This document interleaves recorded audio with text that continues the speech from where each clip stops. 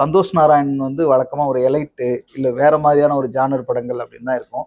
குடும்ப படங்களுக்கு சந்தோஷ் நாராயணன் எந்த அளவுக்கு பொருந்துவார் அப்படிங்கிற கேள்வி இருக்கும்.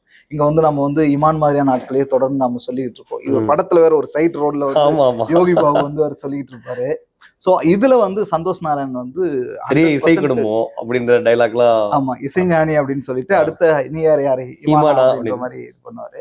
அந்த அளவுக்கு வந்து மெர்ஜாகிற ஒரு மியூசிக்கை வந்து இதுல வந்து சந்தோஷ் நாராயணன் வந்து கொடுத்திருக்காரு. அந்த பொட்டல மிட்டாய் பாட்டு வந்து பயங்கரமா ஹிட் அடிக்கும். அது ஒரு ரிப்பீட் ரகம் அப்படின்னே சொல்லலாம்.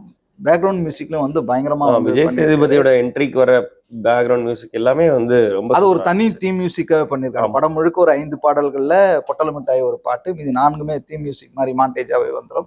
இதுக்கு தனியா பாத்தீங்கன்னா விஜய் சேதுபதிக்கு ஒரு தீம் மியூசிக் இருக்கும். ஒரு ஹீரோவுக்கான ஒரு பில்டப். இன்னொரு பக்கம் வந்து மனைவி கிட்ட எப்பவுமே அடி வாங்குற ஒருத்தன், ஆனா வந்து மத்தவங்க கிட்டே வந்து அவன் எப்படி ஒரு ரக்குடு ரவுடியா இருந்திருக்கான் அப்படிங்கிறதையும் ரொம்ப வெரைட்டியா பண்றதுல மியூசிக் வந்து ரொம்ப இம்பார்ட்டன்ஸ் கொடுத்துருக்காங்க.